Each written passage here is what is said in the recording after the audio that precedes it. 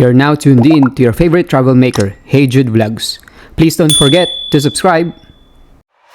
Hello vlogmates, welcome to Olhão, a town in Algarve, Portugal. This town is famous for its municipal market, which was believed to be designed by famous architect Gustave Eiffel.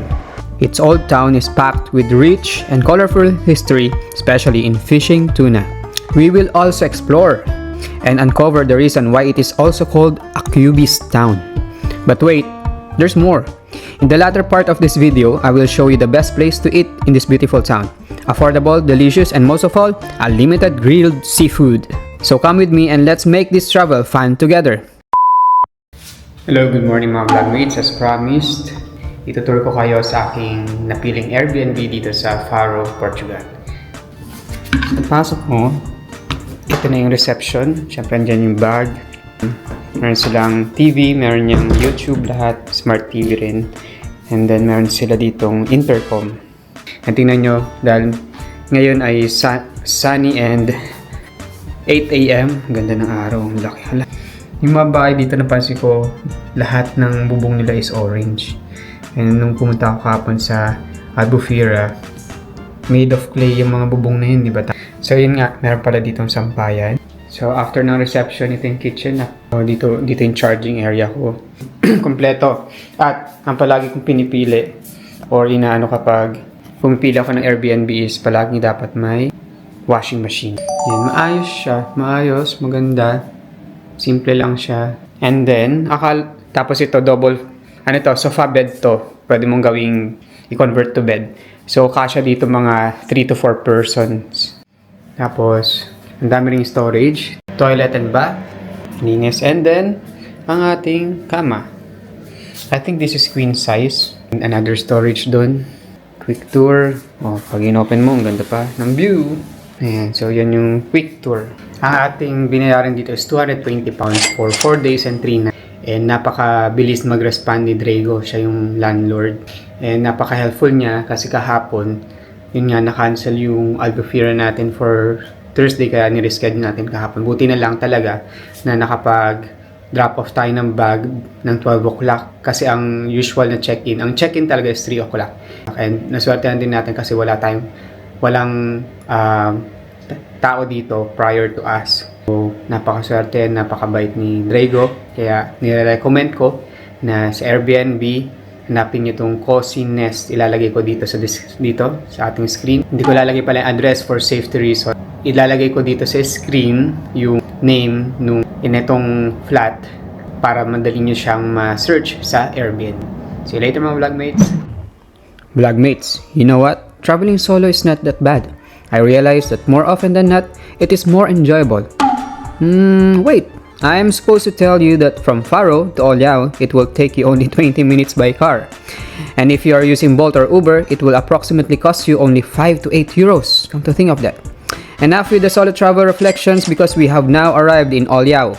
Paparating na sa Olhão. This market is one of the most important and famed landmarks of the town.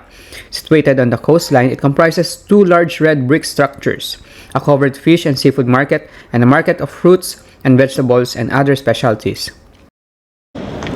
Makikita natin yung old town nila. Masasagot yung tanong natin kung bakit sinabing cubist town ang Olhão. Yung daming mga ibon. No? So mamaya pupunta tayo dyan, lakad-lakad tayo. Unahin natin itong market kasi baka mamaya sobrang busy na. Tingnan natin kung ano bang nasa loob niyan. Siyempre, mga seafood kasi nga tapat ng dagat. So, tingnan natin. Sana pwede mag-video dito.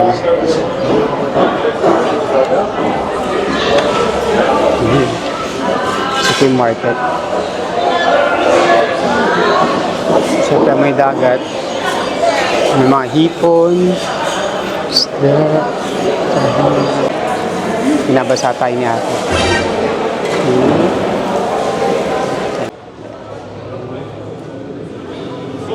It's alright. No.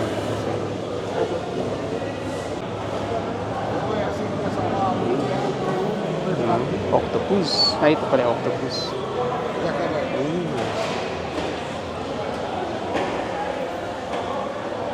Sardines? What's the sardines? Anchovies. That's big. Anchovies daw yun. Dried fish. Ito raw ay tuna. Tuna daw yan. How about this one? What's this? Octopus. Octopus. So ito naman.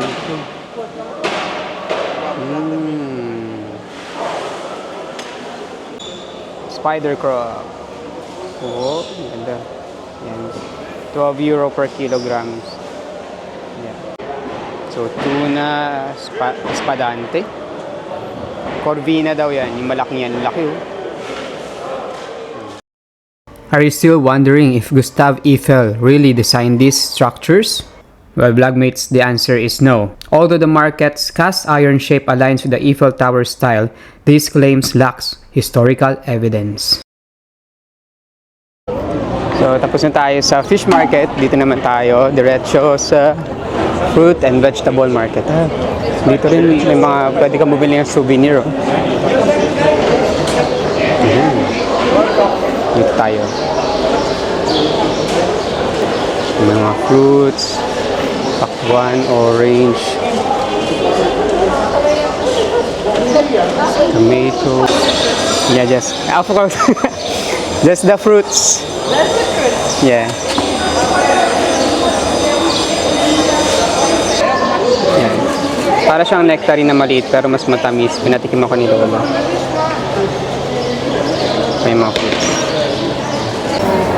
No. Din dito mga cheese. Naghahanap ako ng mga kakaibang mga prutas. Sa ngayon ito pa lang yung nakita ko yung kay Lola. Tingnan mo yung kiwi oh. Ito raw pitanga, para siyang cherry ayun oh. At ayun, tapos na tayo sa market. Ngayon naman, mga currency exchange din dito. Ngayon naman, ito yung isa sa mga park dito sa Oliao. Sarap ng hangin, lamig. Chill lang talaga dito. O, tapos sa harap, mga kainan, hindi ka maubusan ng kainan dyan. Pero meron tayong pupuntahan kainan. Tingnan natin kung magkano, kung kaya ng budget natin. Ano siya, unlimited grill ng mga seafood. Hanggang mabusog ka. Lakad-lakad. The Jardim Patrao Joaquim Lopez is a waterfront garden in Oliao, Algarve, Portugal, located next to the iconic Oliao Municipal Markets and the Ria Formosa Lagoon. Opened in 1967, it features shaded walkways, leafy trees, benches, and views of the estuary. The garden honors Patrao Joaquim Lopez, a local hero and skipper celebrated for saving numerous lives during sea rescues of the coast. This is definitely the best place to relax here in Oliao. So ayan nga mga vlogmates, nandito na tayo sa Old Town. Ito, nasa harap ko yung Old Fishing Village. Ayan yung mga murals nila oh. Tapos kahit saan dito, bawat alley or street talagang Instagrammable mga vlogmates. Ito yung mga murals pa nila. The Lenda de Marim, Legend of Marim, is a popular piece of folklore from Oliao, Portugal. In this street, you can also find the historical murals which depict scenes based on archival photographs of the town's maritime and canning industry heritage. Created to revitalize former industrial buildings, these artworks features fishermen and factory workers.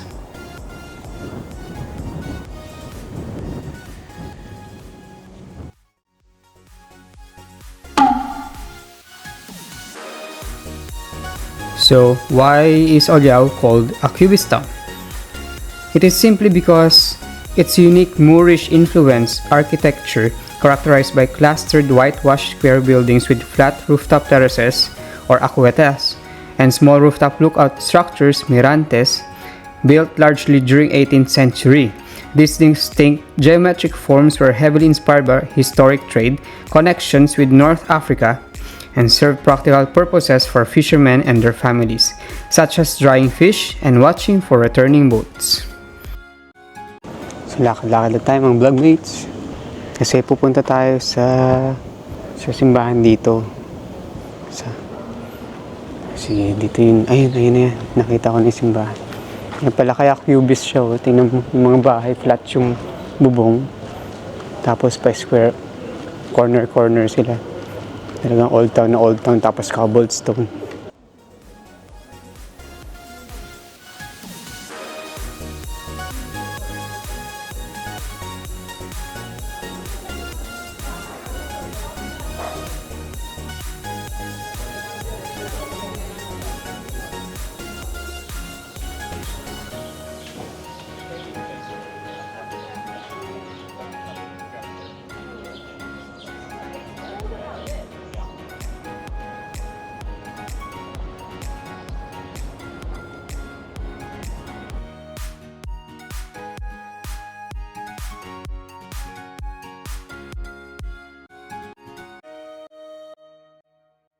Gusto ko pumasok sa simbahan pero parang sarado siya. Sarado yung kanyang. Tignan natin kung pwede tayo makapasok. Tara, pasok tayo. The Our Lady of Rosary Church is the main parish church and most prominent historical landmark in Oliao. Financed by the local fishermen, construction began in 1698 and was funded entirely by the maritime community. It has a distinct Baroque and Rococo exterior and features an impressive triangular crowned facade added in the late 18th century and a prominent bell tower built in 1722. There is also a chapel on the rear of this church where the loved ones used to pray for fishermen lost or facing danger at sea. So, dahil birthday natin bukas, nagdasal lang ako ng kaunti and maganda yung simbahan, napaka-detailed, Rococo style. So, search natin yan, makikita nyo yung mga description mamaya. Ganda. And then, tingin-tingin lang tayo, lakad-lakad lang tayo dito. Siya, ano to? Padaria de Villa de Oliao. Ano to? Tingnan natin.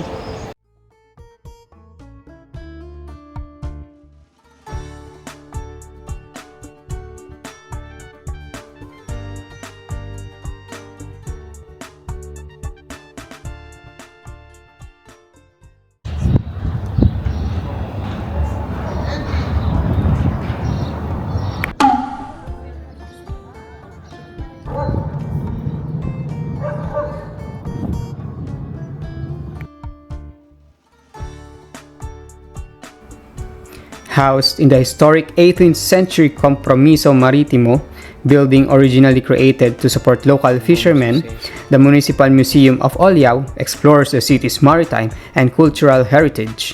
Its collections feature Roman and local archaeological artifacts, maritime navigation items, traditional fishing tools, coins, and exhibits on the region's historic fish canning and salt industries.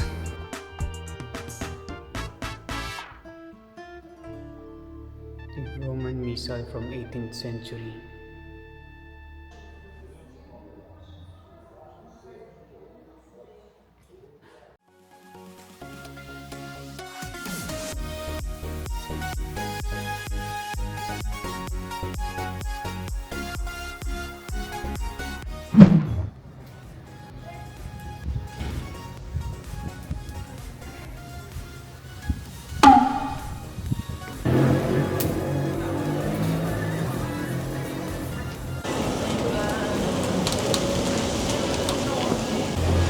So mga vlogmates, nandito tayo sa Boy Viola and ito yung complimentary nila, pero hindi to complimentary, meron itong bayad, itong bread and itong olives.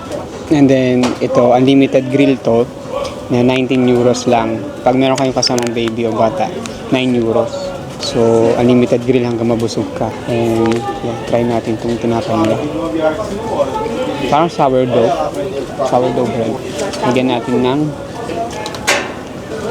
mayonnaise na may tuna.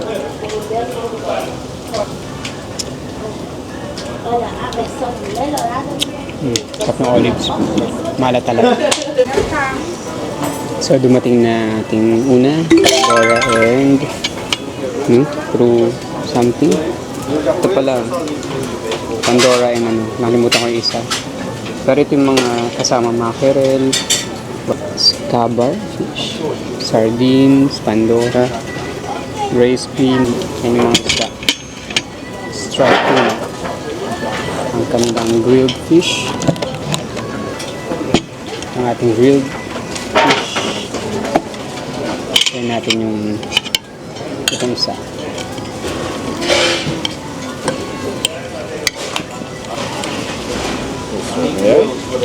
Obrigado. Nada.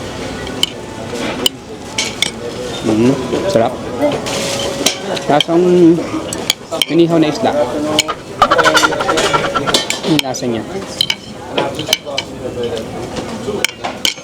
Yung lasa niya.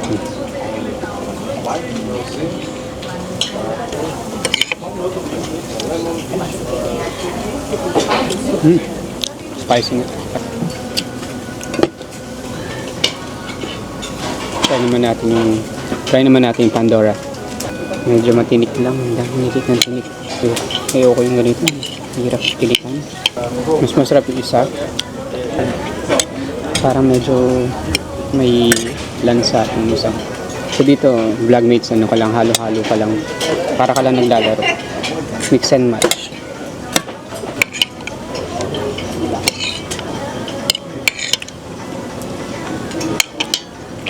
Kain lang ako mga vlogmates. Antayin natin yung ibang mga isda. Okay? So, mga vlogmates, sumating na ating sibas. Tapos na yung dalawa. Pangatlong isda naman natin na ating sibas. Ayan, para yung natural flavor niya. So, mas malinamnam siya kasi sa mga nauna. Mas malalim yung lasa ng sibas. Pero parang halos pare-parehas ng lasa niya. Kung talagang palagi ako kumakain ng isda, magaling ka ng kumilatis ng mga lasa nila. Yung bagay yung sibas sa kamatis. Pero dito vlogmates, dahan-dahan pa lang kasi yung mga tinik-tinik ka. Mamamot.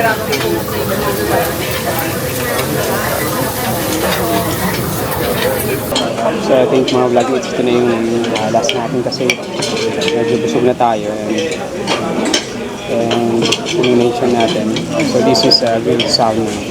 Medyo busog na rin tayo pati alauna na nag-paro. Lasang isda. Lasang grilled salmon. Siyempre, grilled and basta yung salmon, alam natin milky, creamy siya.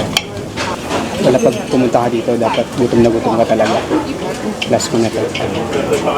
Sayang meron pang mga squid. Nagusog na ako. Pero masarap naman. Okay naman. Unlimited talaga. Unlimited protein. See you later mga vlogmates. Vlogmates, we had so much fun in Oliao. But of course, it's only the half of our second day. Up next is Ria Formosa Nature Park, where we are going to have activities on bird watching and exploring its islands. Let's see what is unique about this nature park and why are they conserving and saving this. Again, vlogmates, thank you very much for your support. Keep on liking, subscribing, and sharing our videos.